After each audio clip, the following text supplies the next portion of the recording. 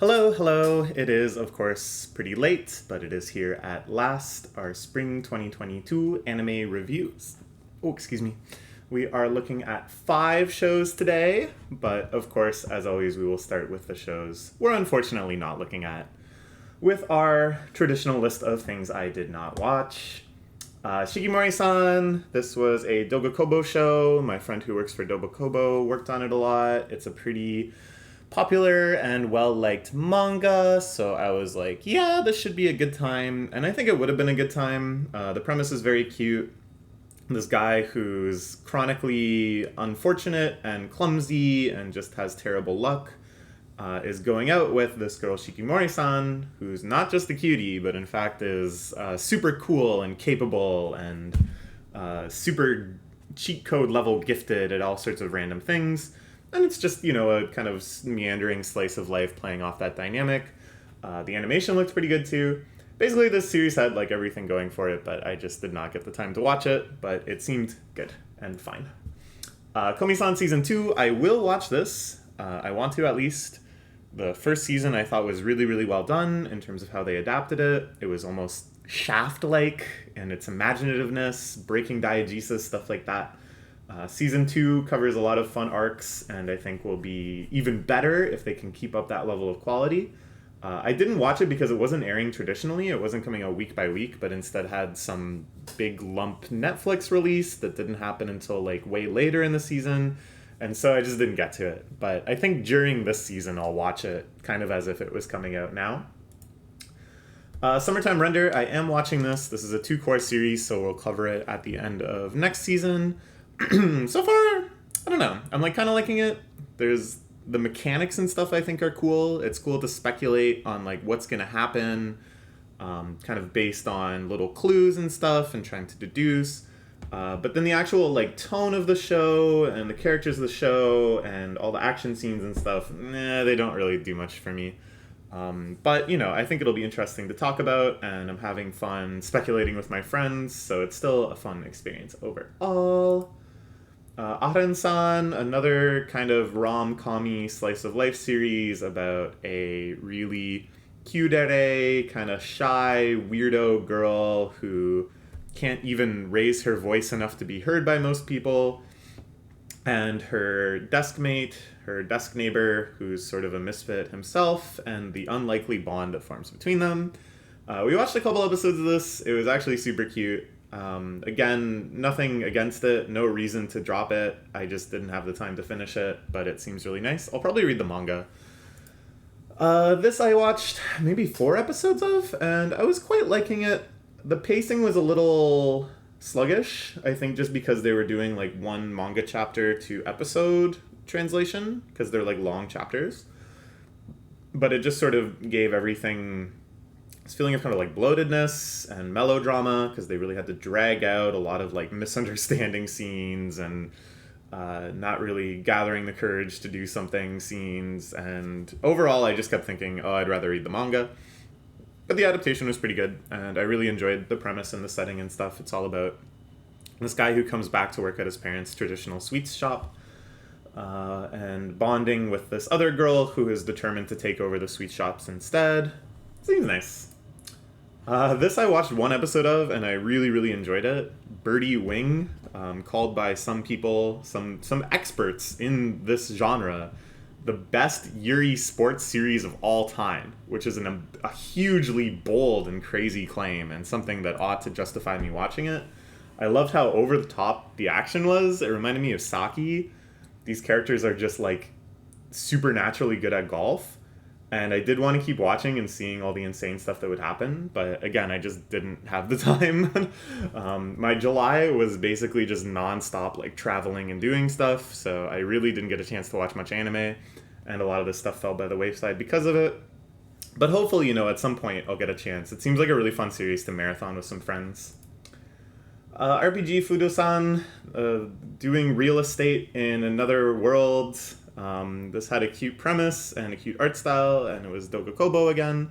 My friend actually solo animated the entire ED, which I thought was really cool. But I didn't end up watching it just because, I don't know, it seemed like mid. It just kind of had that like mid feel where, you know, you're gonna watch it and you're gonna be like, all right, this is kind of funny. I got all the jokes and stuff. I'd rather just read the manga again because the premise is kind of neat. You know, doing real estate for various fantasy world tropes. Where is the harpy gonna want to live? I guess I don't know. But I didn't have the time to consume this as anime. Thermae Romai Novai. I butchered that probably. About halfway through saying that, I was like, I don't think this is how this is pronounced at all, but whatever. This is a remake of a previous adaptation of a manga that's about a man in ancient Rome who has visions of modern Japanese baths and then infuses the technology of those baths into the Roman designs. It's kind of like a bathing isekai sort of cheat code thing. I love the premise. I love learning about stuff, learning about the history of bathing and how it varies from culture to culture and how it advanced and stuff. That sounds awesome. And I really, really liked at the end of every episode, there's a segment where the author goes out to some real Japanese baths and it's live action and it just shows her having a good time and researching and stuff. All of that seemed good. I didn't really care for like the adaptation style, and I didn't really care about like the drama and stuff. So I might just go and watch all those live action segments. But it's a cool series, a cool premise. This I almost watched all of. I think I watched 7 episodes or so, and I was planning on finishing it, but I don't know. There's so many things this season I want to watch that I want to get started on, but I was waiting to clear out last season, and at a certain point I was like, I'm enjoying this. This is good. It's a good adaptation. It's another Doga Kobo show. They did 3 shows this season, which is insane. It's a really good adaptation. They really bring out the fun of ninja fights and the cuteness of all the characters and just the idyllic slice of life of the village. It's a series I really like the manga of. But I realize, you know, I have read the manga of this. I don't really need to watch this. There's other things that I would rather spend this time watching, so I didn't finish it. But it is really good. I thought it was a really, really solid adaptation. It wasn't like mind-blowing, you know. They didn't go too wild with it. But there's a lot of Sakuga opportunities when you're having these fun little ninja battles where everybody's jumping around and throwing stuff and shooting fire and transforming.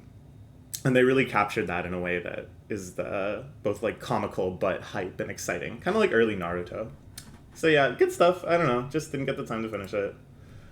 And then Onipan, the anime of the year. This is a stupid kids series that Wit Studio is making.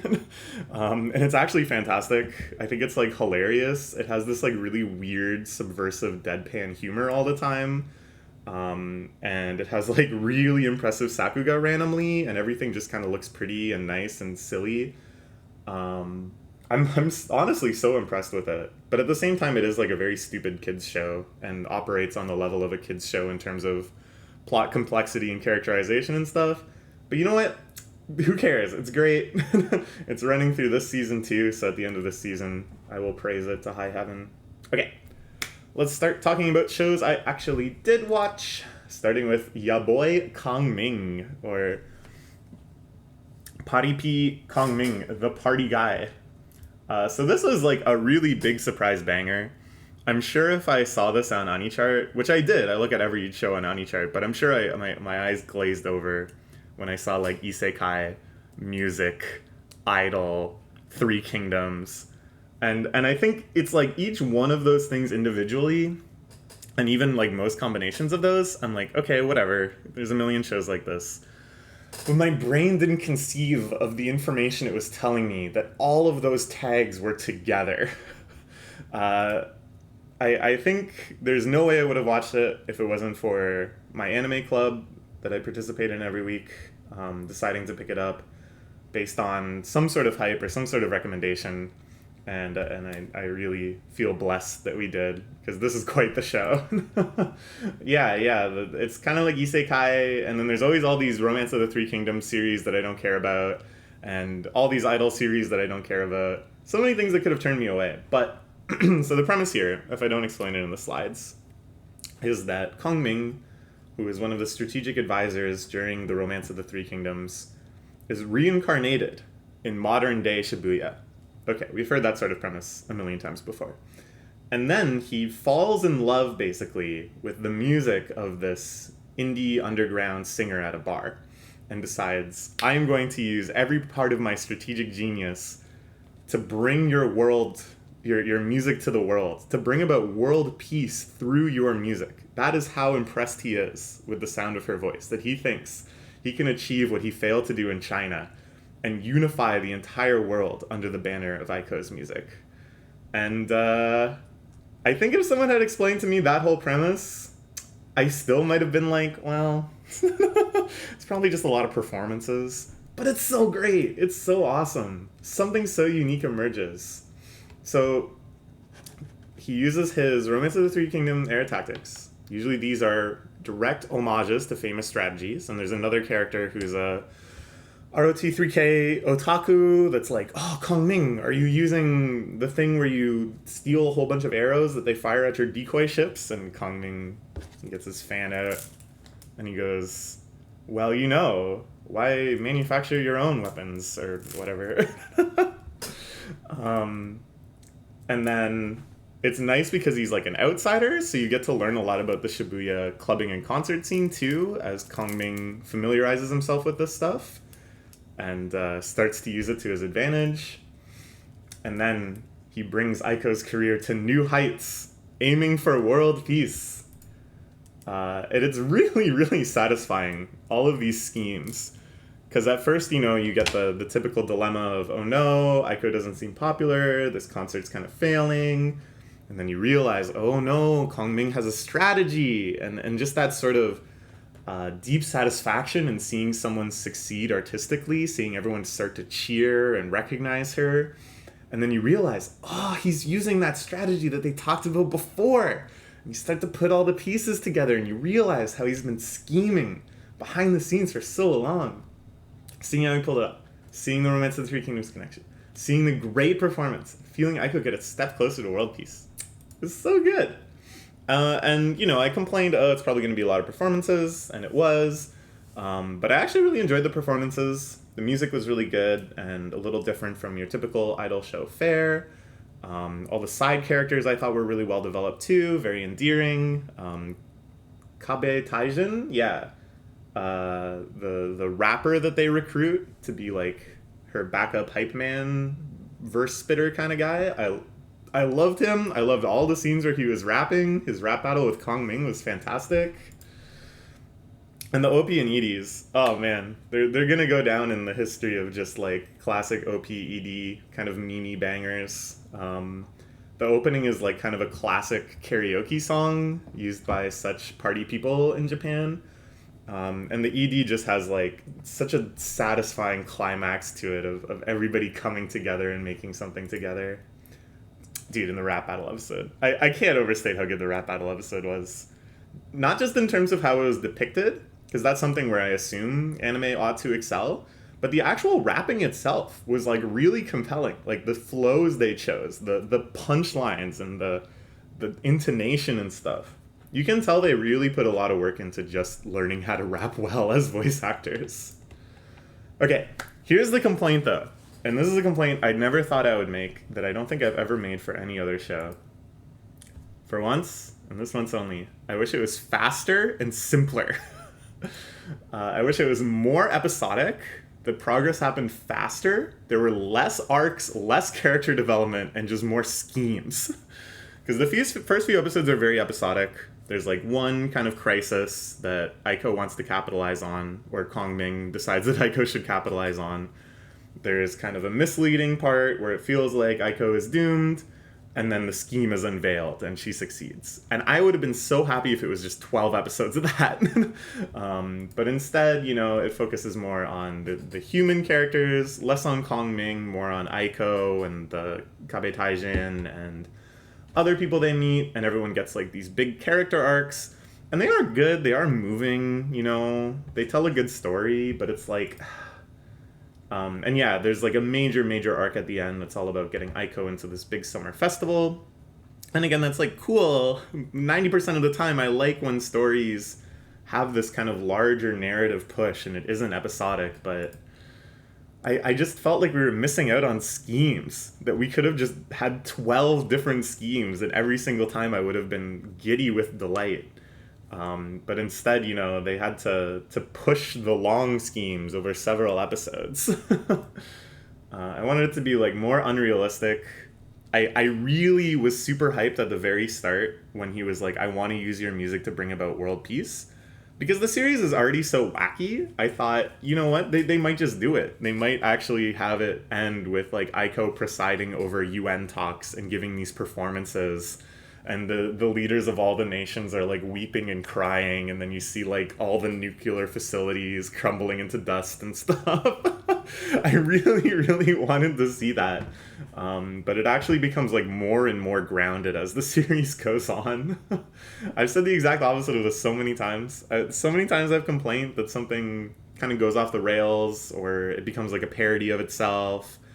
And I just wanted it to stay like grounded and character focused. But this time, exact opposite. Exact opposite. But this can all be redeemed if there's a season 2. Bring about world peace. There is a manga that this is based off, and the manga is still running. They might still be building to world peace. I'll probably just end up reading the manga instead of waiting for a second season. But yeah, I just I just love that idea so much. Anyways, it was a very good show. It was very funny. I do have my own preferences in terms of where they could have gone with it, playing to its strengths a bit more, but it's still a very solid 8.5. Okay, now we're going to talk about another big banger. Kongming was a surprise, but this was really a hugely anticipated, expected big hit. It's a very acclaimed Weekly Shonen Jump series, one of the more popular manga running in the most popular manga magazine, getting its long-awaited adaptation. One of those series that's a hit right from the start, and you know that from chapter 1 they're already thinking about the anime. And here it is. A collab between Studio Wit and Cloverworks. They're two absolute genius studios of actual animation, of sakuga, of doing a wide variety of styles that the show requires. And Wit is there to prevent Cloverworks from doing an anime original twist. Wow! Because Cloverworks can't be trusted.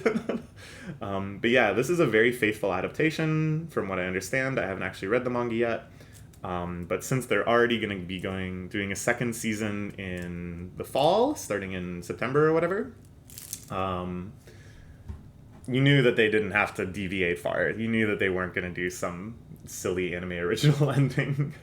But yeah, this lived up to all the hype and more. I've been hearing about the manga for years now, how good it is, and I had never gotten to it. But I'm kind of glad I waited for the anime, because the anime is just so fantastic. It's like KyoAni tier of production. I really don't say that lightly. It's so varied and rich and inspired and just full of riches of sakuga. Just the most beautiful, fluid animation in characterization and action scenes and everything. Especially the scene in episode 11 where Anya gets her reward. If you've seen the series, you might know what I'm talking about. Anyways, my friend animated that cut. So special shout out to that. Best shot in the whole series. The voice acting is hilarious. Anya especially. Everything she says is just adorable and funny. To shout out another friend, she made like an Anya soundboard where on your phone you can just hit different Anya faces and she'll say different lines from the show. It's really funny. Like, it really makes me crack up in a way. Like, most anime, if they're funny, you're just kind of like, that's funny. You might kind of do a, yeah. This one, you actually laugh full out. It's the comedic buildup. It's the feeling of like a sitcom-esque chain of misunderstandings and almost cringy moments of stress and anticipation, and then things blowing up in the most hilarious way. It's so heartwarming to see their family come together. It's so tense. You know, when they want to go for drama, when they want to go for action and suspense, they can actually go for it. It's so action-packed. The characters so lovable. With both fun, fully formed episodic adventures, an intriguing developing plot that ties everything together with so many twists to come, I'm sure. So all of this is why the show is good, right? All of this adds up to a good show. But why is it so good? Why isn't it not just a great show, but like a truly, truly excellent show? Like a show that has become this huge crossover hit. Seems like everyone is watching it. Everyone is loving it. So many people are saying this is like my favorite show ever. What makes it so special? What's the special sauce here? To understand deeper, we must turn to Maid Dragon. Okay, so when I did my review of Maid Dragon Season 2, which was last year, I talked about the thing that really makes it good isn't necessarily any individual quality of it. It's the fact that it takes three very different things and smushes them together. It's at once a leisurely slice of life show about unconventional families, a lore-heavy show about draconic wars and a fantasy world that overlaps with normal Earth, and it's a pervert show for perverts. And then I talked about how at first it seems like all of these things undermine each other, and it's like a stupid idea to try to have one story that combines all of these things, and it seems like a stupid idea for KyoAni in general to be animating this pervert show for perverts. But that really, if you think about it instead as the three types of animation that these three genres allow you to do, that being like blissful healing animation of daily life, and awesome Sakuga fight scenes between dragons, and then really goofy gag animation for these perverse jokes, then it starts to kind of make more sense. That this is a show where they can play to all of these strengths and really bring about something remarkable and creative in each category. So, I think the reason Spy Family is so addictive is because it went for the same thing. We, again, have a leisurely slice of life show about an unconventional family, having their outings, learning to get to know each other, learning to navigate the domestic reality of co-inhabiting. We also have a lore-heavy show about spy wars in a WW2-era world overlapping with Cold War tropes. I really kind of like the pseudo-fantasy world of this, with Westeros and Easteros. It kind of seems based on West Germany, East Germany, and there's that kind of like Cold War tension of spying on each other and not really knowing who's going to make the first move. And the whole thing is about trying to internally diffuse a potential conflict and stuff. But it's like very muddled in what time period it's trying to represent, which I think is really fun. And it has, it's kind of like a free-for-all of whatever they want to include in terms of modernization, anachronisms, whatever. They just have like a buffet of tropes they can draw upon. But it is, even though it's never really the total focus, the lore here is pretty intriguing. And you can tell as the series develops, this might come to be more and more of a motivator of things happening. But at the same time, it's a really stupid show about this kid who has Esper powers and can read minds, going to school and making friends and screwing up and having silly adventures. Now, unlike Dragon Maid, these things don't totally undermine each other. Like, these two kind of undermine each other, and these two definitely undermine each other. These two, these kind of go together pretty often. We see this genre pretty commonly. But at the same time, it is like three completely different shows, potentially. Three shows that could totally stand on their own, that have been smushed together. But just like Maid Dragon, if we kind of look at another layer and think not about what is this doing narratively, but what is this doing in terms of production, in terms of the type of animation they can do, it's very similar, where we have blissful healing animation of daily life, awesome Sakuga fight scenes, and goofy gag animation. This is the trifecta. It doesn't matter how we got there. It doesn't matter if it's a pervert show or a kid's show. What matters is that they're able to bring all of these styles of animation to bear on one project. So hopefully that was a little convincing, that Spy Family and Maid Dragon are really just the same. They're good for the same reason. But let's try to get a little bit into what that reason is. Why does having this mix of styles become so strong relative to just a show that can specialize in one style? I think it just adds to this like dizzying quality of Sakuga. And we talked about Sakuga a ton in the Maid Dragon review, where I was kind of like, okay, though, in the end, I keep talking about all of this contributes to the animation just being, like, amazing, one of the best animated shows of all time. But why is that good? Why does that make a show good? Is that really self-evident? And we dug into that a lot, if you want to watch more. But I think this made me appreciate a little bit more why that being able to shift styles so confidently, so consistently throughout just one episode is so powerful. The rapid contrast between all three really drives home some general godliness, a power naturally extrapolated to every conceivable scene. So it's not just that, you're like, wow, that fight scene was so cool, this domestic scene is so cute, and then the scene of Anya making a face is so silly. It's that because you've already seen these disparate lodestars, your mind just races with giddy imagination of, think about what else they can do. They can do everything. And it's just that kind of awe of the general godliness of, the sense that they can make any sort of story work is, I think, what makes the show so beautiful, what makes it so compelling, which makes it so hypnotic and enchanting. In the end, I would say the show didn't really particularly resonate with me. Okay, sure. There's definitely part of me that's baby crazy, I guess is the only word.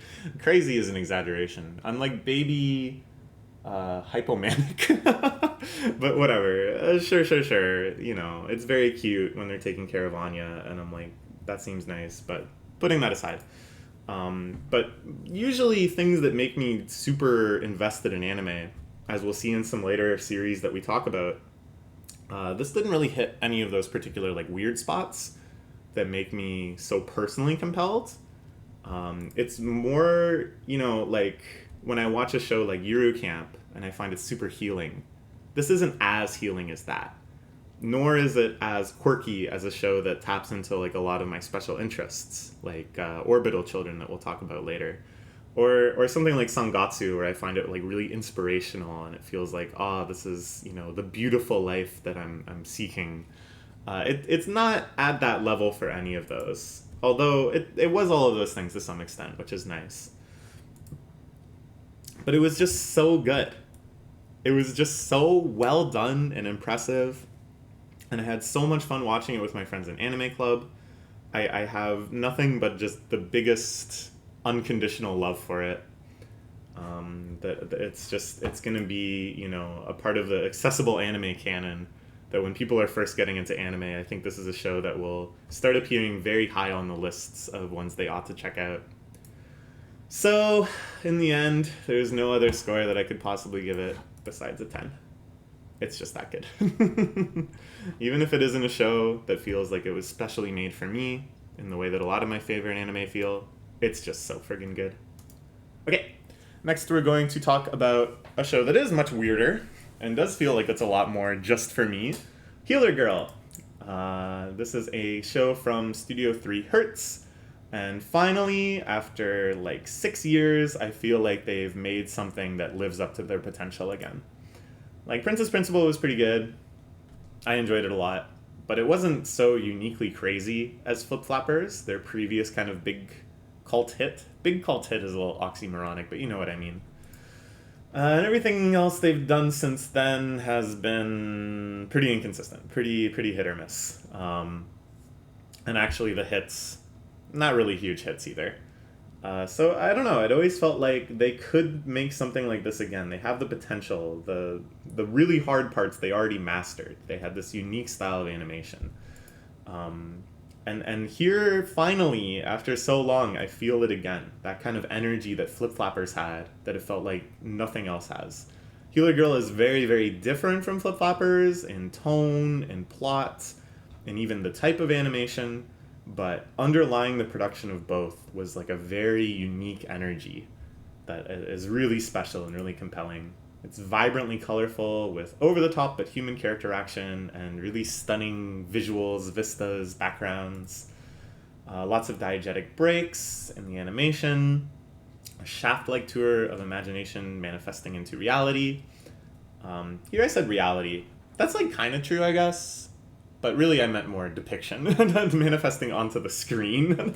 It's not, not that characters can actually summon things with their mind, but that classic Shaft method of, if a character is thinking about something, just show it. Break the characters out of their reality and put them in that kind of diagram space, which I enjoy so much. An animation style that is boldly fluid, but not really immaculate. There's something kind of sketchy about it, almost outsider-ish, that makes it feel even more compelling. There's not always such over-the-top things, there's not always such deliberate flourishes, but instead something that feels like really kind of like passionate and unique in what gets highlighted, what gets kind of Sakuga type animation. And the things that are animated, of course, which we'll get into in a bit, can really like highlight this in a way that you're like, I really am seeing something that doesn't exist. I really am seeing a fantasy world animated in a way that is unique to it, which I think was also super true of Flip Flappers. The world building is imaginative and expansive without feeling focused. By that I mean, so the premise is that this is a world where phonic medicine exists. If someone is sick or injured or hurting, they can be cured by having people who are trained as healers sing to them. All they just do is sing, and the person's pain is alleviated. It's kind of a beautiful idea, and it's one that isn't, grounded in real-world science at all, but is kind of not that far off of actual psychological effects, where if people receive psychological comfort, they receive attention, they know they're being helped. The brain will naturally reduce a lot of like pain signals and distress signals. That's a very well-known effect. So it's not like untrue that if someone is hurting and you sing to them, they might feel a little better, or at least they'll be kind of distracted and confused. But here, it's a supernatural force where singing will just magically cure people of things, and it exists in this world alongside traditional medicine as well. And there's scenes where they go to hospitals and someone is doing surgery and they assist with the surgery by singing, and so alleviate some of the side effects of surgery and also alleviate the fatigue of the doctors. It's fascinating because they never really explain it too much. There's never like a narrator that's like, welcome to this alternate Japan where phonic medicine has existed in parallel, blah blah blah blah blah. There's a lot of aspects of it, like the fact that when they sing, it generates an image, which is this kind of shared hallucination by everyone that can hear it. And they talk a lot about, whoa, like, how are you able to generate such a strong image? Or, oh my gosh, that thing we saw, it's incorporated in your image. But it's never once explained, like, what an image is, or why it's being generated, or, like, why it helps. There's, like, a lot of assumption that we exist in this world already, and the basics of phonic medicine are already familiar to us. And we're just kind of learning more advanced things and applied things as our main character learns to become a healer. It's basically treated as if it was like a real thing in some other slice of life show with that kind of level of attention and explanation. So for example, let's say there's a slice of life show about fishing. The girls go out fishing. Maybe one girl is new to fishing. So they're like, here's different types of bait. Here's the different types of fish you can catch. Here's how you prepare them. But they're never like, fishing. You can pull fish up out of the ocean and eat them. Have you heard of such a thing? Like, the fact that fishing exists and that some people are into it and there's all this stuff about it, that's treated as supernatural. Not supernatural, but very natural. That's never given focus in and of itself. It's the same thing with singing in this show, with healing. It's more just about learning to be a good healer and never really, And then in the same way that in that fishing slice of life, hypothetically, they would probably end up doing a lot more than just fish, and there would be some episodes that were barely related to fishing at all, or some episodes where they're just kind of doing some traditional Japanese cultural thing, but there's maybe some small fishing twist on it, or they talk about fishing.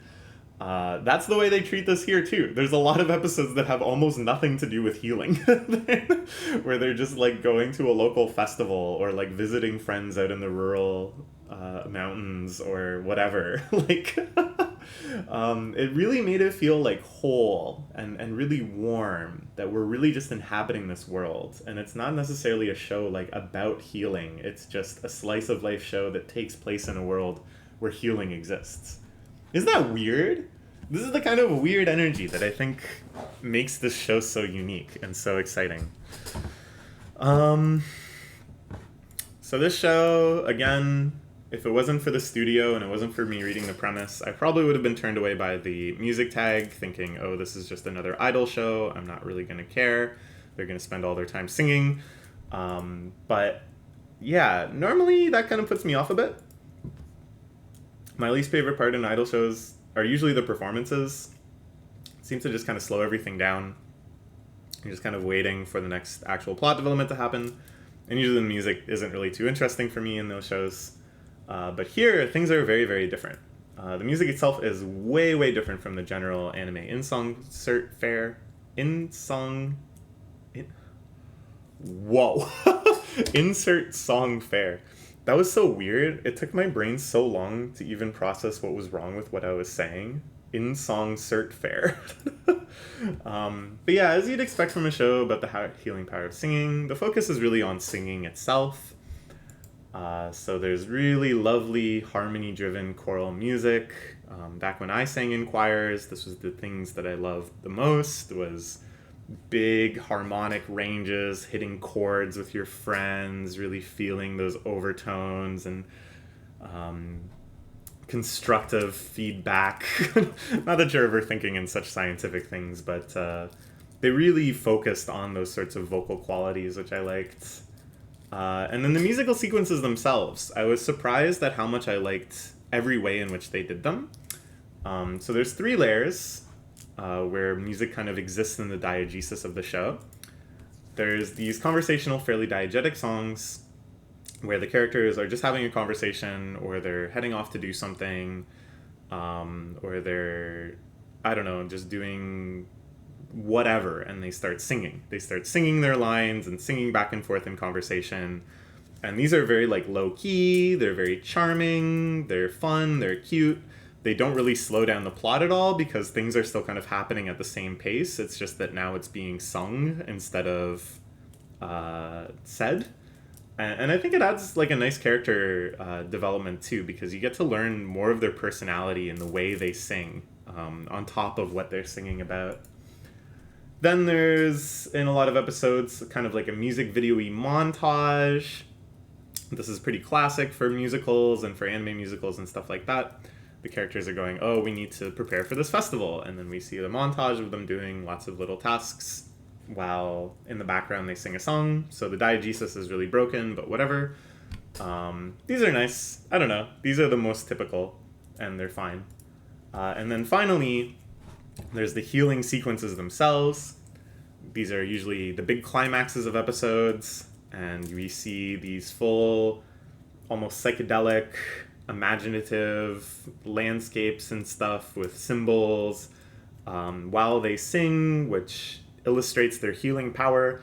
And there's always a shot of the sick person, their eyes dazzled and going, oh, I feel better, and their pain symbolically being lifted out of their bodies by the avatars of our singers. And I think it's amazing the restraint with which they use these healing sequences. I think had I known everything about this show up until this point, I would have assumed that in pretty much every episode there would be some climax, some excuse to have this as the big finale. But again, as I was saying, they really treat healing like it's a real thing. And they don't make the show so much about that as just this is something really extraordinary and crazy that happens occasionally, that there's some emergency where they have to sing, or they're brought into the hospital for some big life-threatening surgery or whatever. But because they have this restraint, because these come along fairly infrequently in the show, they're really, really powerful, and it feels like there's a whole character's arcs and stuff. Their whole development and learning how to do this is encapsulated in these big scenes. I cried almost every time they started healing people. It was just really beautiful, and just images of people having their pain taken away, and that sort of meditative quality of releasing yourself from pain and suffering is really, really beautiful to me. So yeah, obviously I like the show. I would say the flaws, if there are any, is just like, I don't know. What flaws am I even going to say? I just feel like I have to say, oh, but this and this, because I just gave a show a 10, and this one I'm only giving a 9. But it's still a really damn good show. It's really beautiful and cute, and the characters are likable. I have really no complaints. But yeah. Okay. Here's another show I loved, Machikado Mazoku S2, the sequel to a show that aired in 2019. I was very, very happy to see it was getting a sequel. Everything I loved in the first season, which I gave a 10 to, I was really blown away by, returns as well for this follow-up. This insane Denpa pacing that frantically ping-pongs between lore, character drama, and just stupid bits. A weird sentimental piece that somehow unfolds in the middle of it. Unsure how they pull that off, but they really do, and maybe it's the fact that it provides a break from this frantic pacing. Really makes you feel that just like, now everything, for at least a little bit, is how it should be. The animation style is very old school. It feels kind of like early 2000s in terms of how they present things, the pacing, the voice acting, everything. But it's like really pristine and modern too, and has a lot of really fluid animation, and it's really expressive. Something that I loved in the original series and was just delighted to see more of is the main character Shamiko has like a little devil tail, and it just reacts to all of her emotions in like a really well animated, really funny way. Lovable cast of extreme personalities colliding in endearing and hilarious ways. Intriguing multi-layered plot that develops through peepholes like Nisei Ocean. This is something I've praised a lot about his work. He's the author, of course, of Monogatari, and the Pretty Boy Detective Club and some others, that it's like future arcs are very slightly hinted at through the plot holes of previous arcs. That if you're very attentive and you really think about the lore implications of everything that's happening, you can go, hey, wait a minute, they forgot about this. Oh, wait a minute, doesn't this imply this? And then you find out the author was thinking about that too, because guess what? Now that's like the focus of the next arc. I really, really love that stuff. It's just this kind of like intriguing little puzzle that's at once both very irreverent but also very satisfying. And then, of course, there's a really lovely Yuri relationship between the two main characters that I just find so heartwarming and compelling, and it just develops at such a lovely pace with such great personalities. And it really feels like it's at the heart of everything in a way that I absolutely love in stories like this, where there's all these frantic elements, all these comedic elements, all these lore elements, but everything is really swirling around that at its heart, it's just about these two characters getting closer together. And you might be like, what? Are you even still obsessed with Yuri? You're in a hetero relationship now? Do you even read Yuri? You haven't uploaded a Yuri manga video in years. You haven't talked about Yuri series that you're watching. You even still obsessed with Yuri? But like, in moments like this, I'm like, oh yes, I am. Oh, it's obvious to me that I am. And in the end, all of these elements, something else where I find them often is in fan works, doujinshis, stories and stuff around Toho and Gensokyo. And I feel like it's one of the very few series that also pulls off the same sort of environment as Gensokyo, where there's crises, but within each crisis there's this kind of omnipotent coziness where you know in the end everyone is kind of nice and nobody's really a full-on antagonist, and it's just kind of silly misunderstandings and everybody's going to be fine in the end. There's like mystery, but kind of irreverent mystery, because you're encouraged to speculate and wonder, okay, but who is that, and why did they do that, and when did this happen? But at the same time, it's just this kind of laid-back attitude of like, well, whatever. If it's important, I'll be taught about it later. The characters are like kind of hyper-powered in a lot of cases and have these insane powers that seem like they would have colossal implications for the stability of society, but instead everybody just kind of wants to idle. Everyone just wants to take it easy. All of this stuff I absolutely love about Toho, and it's also here. So one thing I wanted to talk about, because I think it's kind of an interesting example, is this is one of the few series where I both watched the anime and read the manga. Because between seasons 1 and 2, I got totally caught up on the manga. I had no idea they'd do a second season. I couldn't wait. I needed to see what else would happen. And usually, unless there's a really strong reason to, like the adaptation is really, really good or something, I won't bother watching anime for manga I've already read. It just kind of seems like I would rather watch something else. But yeah, like if it does something really experimental in production or it's by a studio I really like, then I'll consider it. And here it like kind of does, because the way they pace it in the anime and all the voice acting work is phenomenal, and there's just a lot of really high quality stuff. But it's also a pretty standard adaptation. It's just kind of one-to-one from the manga. It's a 4-coma series. You can kind of feel the pacing of the 4 comas in this sort of repeated punchline with a certain frequency, and then it's just 2 chapters per episode. The chapter ends at the ad break. It's about as straightforward as you can get. I wouldn't call it experimental at all. But in the end, I still actually ended up enjoying the series more when I watched the anime, which is kind of rare. Because one issue with the manga for this is that it's very overwhelmingly dense, and a lot of people who I recommend the series to will complain about this. Almost every 4-coma strip has at least 4 of character development, relationship development, lore explanation, action scene, joke, follow-up joke, anti-joke. Every panel is usually crammed with like dialogue and characters. And normally, you know, I'm kind of like, I usually prefer reading manga over anime, generally speaking. I just enjoy the medium more. I enjoy the experience of just sitting there and reading manga and maybe listening to music or like chatting alongside of it or whatever, instead of anime, which is kind of like you have to focus on it. I like making videos about manga because you can talk as you read. It's just very different. There's a lot of things that I sort of prefer manga for. But here, I really did appreciate the way that they adapted it and the way that this overwhelming feeling was translated into something else that I enjoyed a lot more. This actually revealed to me some of the other appeals of anime.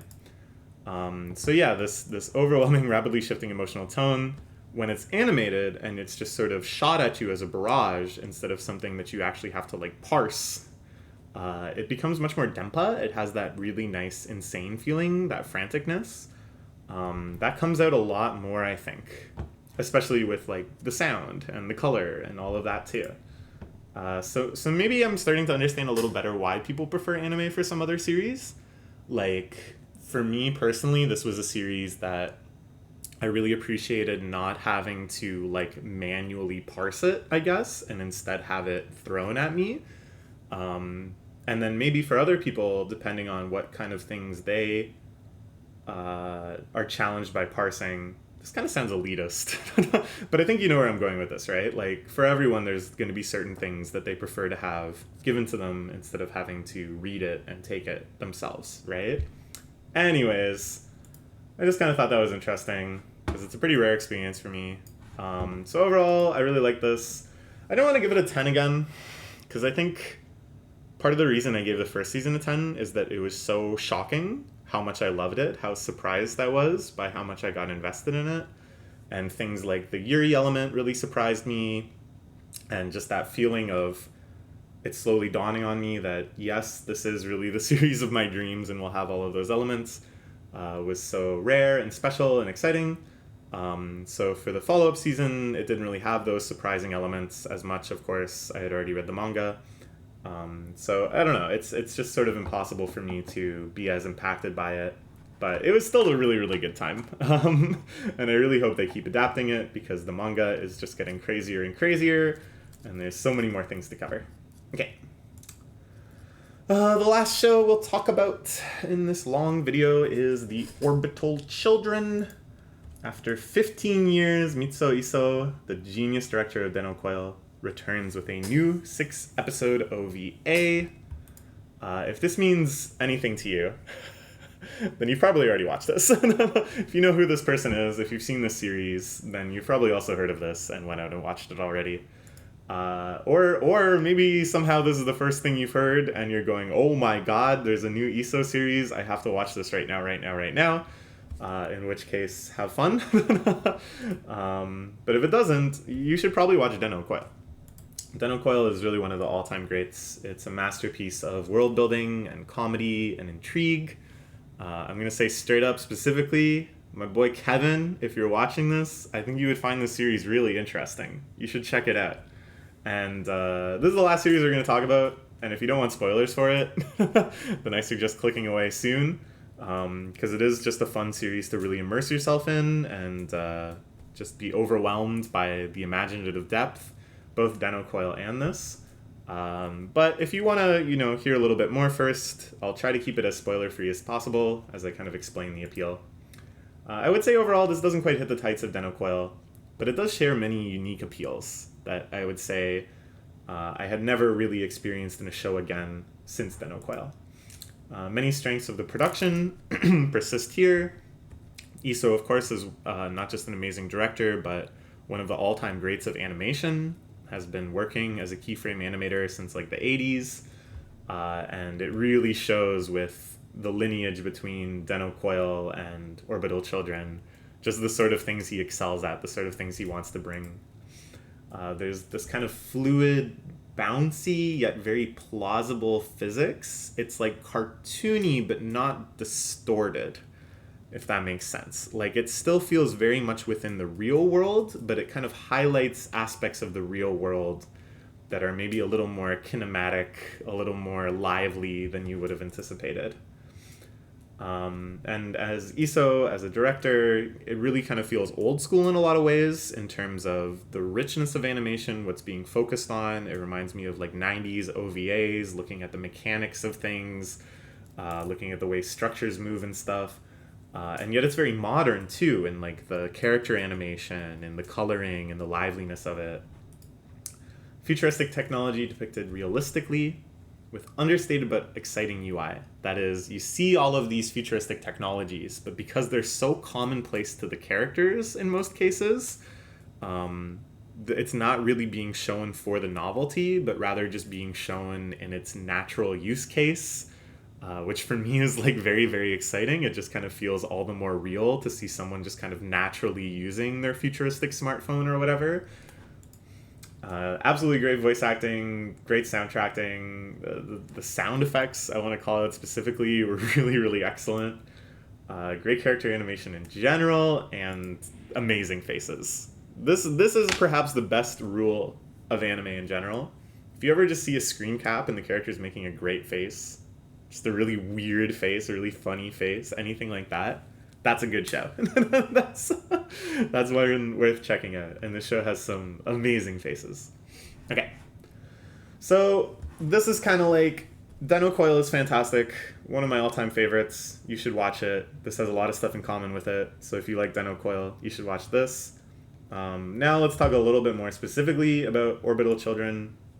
Some stuff that really, really worked for me. A lot of the strengths in storytelling in Den-O Coil also carried over, naturally building out a world starting from technological changes. So this is a world where space is starting to be colonized. There's commercial tourist space stations. There's people that have lived their lives on the moon. They have all sorts of futuristic technology. But instead of it really being focused on that technology in itself, like a story of, say, the launching of the first space station, instead it's about what societal changes would happen if this was already commonplace, if this was already something that most people were pretty familiar with. Focusing on like a consumerist, everyday level, on almost a neurotic level, like what kind of social challenges would emerge from this new era of social media? What kind of things would people be preoccupied with that aren't necessarily like the most noble, the most exciting, the most forward-thinking, but instead quite realistically in the way that if we explain the internet to someone, at first maybe their mind would be reeling about the potential of collaboration and shared libraries of knowledge, and sure, all of that stuff exists, but then we depict a movie about people neurotically checking Facebook and I don't know, like posting movie reviews and just all of these little details of how it would actually manifest in real life. They also do a great job in embracing all of the hellish capitalist reality that would accompany these technologies. It's not idealized. It's not just utopian future, but instead it's like, oh yeah, like that would still suck. Oh yeah, like the space hotel that they're visiting, it's luxurious in some ways, but it's also very like cost gutted. There's a lot of like cut corners and stuff. It's very, very commercialized. And this again isn't like a focal point, isn't like the characters are commentating on this, and it doesn't even really feel like it's supposed to be like commentary. It just makes it so real. It just makes it feel like, yes, this is actually how things would develop. And that makes it all the more enthralling and exciting to see all of the futuristic parody space brands and see how they would commercialize selling food in space and stuff. Yeah, all the little details of future technology get spotlighted in this understated self-explanatory way where we just kind of see them happen. And maybe the character offers a brief explanation of, if one other character is unfamiliar with, oh, you have to pull this thing and then this attaches to this. But they're not like in awe of it. They're not treating it like the technological marvel that it is. But instead, very realistically, they're just like, yeah, this is how this works. And this might be my favorite aspect of all. And this is something that's all over the place in Dental Coil and all over the place in this. And I think is just Iso's absolute sweet spot. Things like they have all of this like origami infrastructure on the space station, which is something that is on like the bleeding edge of like real space technology. The idea of like launching satellites that can like unfold and stuff. All the UI of little things is just like so carefully designed and realistic. The way safety equipment works in all these different spots just feels so coherent, so sensible. And oh man, I just felt giddy when I saw stuff like that. And it's like the subject matter itself is pretty like special interest core to me. That these sorts of little technological advancements are things that I actually get excited about in like real life and want to learn about how they work. But the sheer depth of imagination that Iso has in coming up with this world also just really resonates in like a more general sense, where I'm just like, the vision of this man. I'm just in awe of this complete picture of a world that he builds.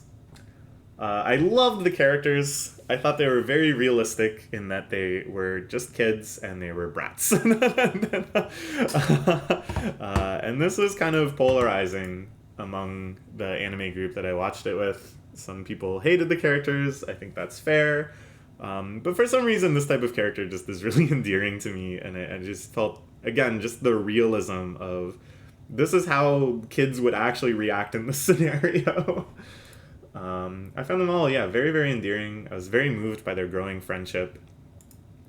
Okay, now I'll move to stuff that just sort of worked for me. And this is maybe a little bit more spoilers, but the general concept of the show is that technology has advanced very rapidly because they made this AI that's able to build things that they can understand. That it's able to create new technologies that they don't really understand how they work, but now they've been like given them and they have to just kind of live with the repercussions of that. I think that's brilliant. I think that's really cool because it allows you to do basically whatever you want, have like any technology imaginable without really having to explain how it works, because the characters you would hear that explanation from don't know. And it also explains why society hasn't really changed all that much because of this technology in a lot of ways, that people are still kind of behaving the same. It's because they literally like don't understand what they've got. This world of confusion but opportunity, I think, is a very smart, very topical but not smarmy or preachy exaggeration of technology we already have. That already we're in a spot where it's not, a supernaturally intelligent AI that's like gifted things to us, but we are dealing with like forces we don't understand. There's no way to be like a polytech now and understand in detail all of the machinations that happen when I go on Uber Eats and I summon McDonald's to myself.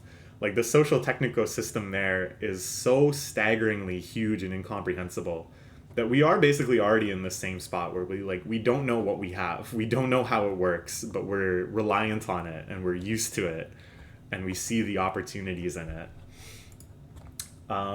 And then they really kind of make this an acute crisis by having two of the main characters have these brain implants that are meant to kind of like stabilize their development since they were born on the moon, and that causes some complications or something to do with humans aren't meant to be in the womb with no gravity or blah, blah, blah. So now there's like an acute crisis. They have these brain implants, but nobody knows how they work because they were designed by this AI. They could be in trouble. And then, so the AI that was super smart ended up kind of like self-destructing, and now they're just sort of left with all this technology in its wake, and because they don't really want to be put in that position again, there's now like a ban on developing AI past like a certain intelligence. I think that's a really compelling crisis. I think it just has so much like intrigue and mystery and yet danger, and you can have characters with all sorts of different philosophical stakes. And then, you know, there's terrorist faction, rebel factions trying to push AI development, trying to bring about some revolution by building another super intelligent AI. That's such a cool plot too. But then it starts getting into, before it wiped itself out, the super intelligent AI was making these like prophecies of what was going to happen in the future. And I was kind of like, because the prophecies were like so specific. I won't get into details because it's spoilers, but like, there's no way it could make prophecies that specific. Like, was it simulating the universe from scratch on an atomic level to predict what would happen? No, there's no way. That's like many, many orders of magnitude more advanced than anything else it was doing. That's just nonsense. Was it somehow socially predestining, you know, knowing how people behave on some like archetypal level? That didn't really make any sense either. That gets into some like Jungian shit that I don't really like, and then it doesn't explain why the prophecies were like so specific. I didn't like this in general. It kind of felt like, in general, I just have like a pet peeve when people do these like super intelligent AI stories. They're never quite right. They always get so many ideas right that make sense of like, yes, an AI would actually be able to do that. And then there's always just like one thing that they're like, and it can also predict the future. It can also time travel. You know, it can reverse entropy. Ooh. And it's like, what? Those don't go together. Those are two different big buckets of things. To say, yeah, it can design super sophisticated medical technology that we don't understand, sure. And it can predict exactly what people are going to do like 20 years in the future. No. It's nonsense. Anyway, so that bugged me, but whatever. In the end, it started feeling kind of like spiritual almost, supernatural, and there was like kind of explanations for things happening. But again, it was like some things I thought were very adequately explained by, a super intelligent AI did it. And then other things I was like, no. And that was kind of annoying. And I think, like, you know, I'm sounding like a nerd. And I am a nerd. But I'm sounding like a real pedantic, sniveling person to be like, that's not a realistic depiction of a super intelligent AI. But it's frustrating because I think I just would have enjoyed the story more if there was like less to it. Like, if they had just made the premise a little simpler and it wasn't about, you know, negotiating with this AI prophecy, but instead was just about grappling with crises using technology they don't fully understand. That would have been awesome. That would have been so cool. And it's just kind of like, why did they feel the need to make all of these really kind of confusing, transcendent elements too? Daniel Coyle also kind of did some stuff like this.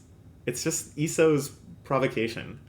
He's so good at making something that feels so realistic and grounded in so many ways. But then I guess just to spice it up, perhaps because he's already so used to his own imagination, he feels the need to go even further beyond. And then it's just something that I'm like, yeah, that wouldn't happen. And then, so yeah, we're going to get into this more on the next slide, but there was basically just nonstop crises. Stuff was always going wrong. There's always twists, then things failing, got to come up with a plan C, then a plan D, then a plan E. And they were really exciting, they were really compelling, and the action sequences were good, and it was fun watching them come up with solutions and stuff. But I really, really wish there was more than that. And this is my big sadness. Why was this only 6 episodes? Sure, one of them was like 40 minutes long, and all of them were 30 minutes long, so in total you get like an additional episode-ish. So it's kind of like 7 episodes, but even then, come on, why? Den-O Coil getting a 26 episode run could never happen in this day and age. Studios are so skittish about original IPs and about 2 core things in general. That era is over, which is sad but true. I remember a while ago a friend of mine was talking on Twitter about how she thought if Wonder Egg was 26 episodes, it would have been great. Because all of the stupid things would have been stretched out to the extent that they didn't seem so stupid, essentially. And it would have been given a chance to like breathe. And it sucks to kind of look at these shows that were really stifled for just being one core when kind of back in the day, the mid-2000s, they would have took a gamble and been like, yeah, you get a whole half year to work on this. But even 12 episodes, even 12 or 13, your standard season length, it would have added so much to this show.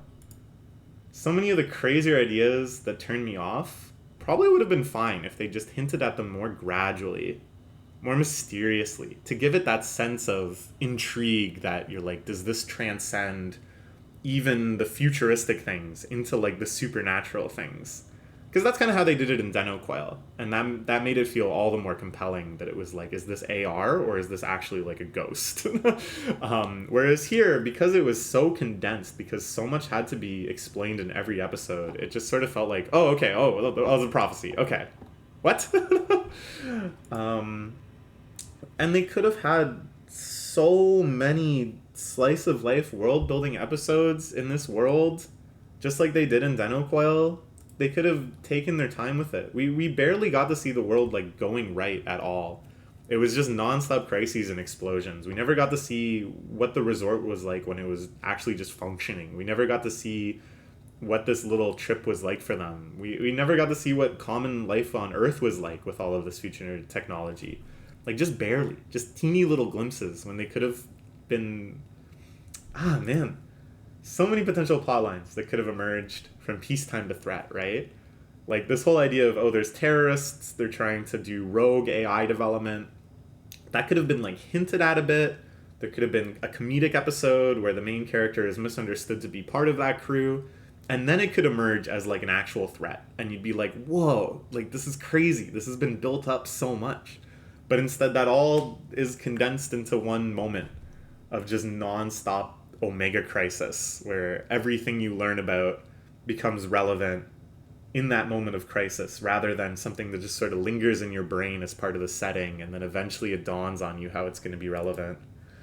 It just feels really tragic that we just got a glimpse into this world and these characters. We never got to see so much. I can just trivially think of so many plot lines and spaced out revelations that they could have dropped, you know, to give each episode a little punch, and all the relationships that could have been built, all the jokes that could have been made.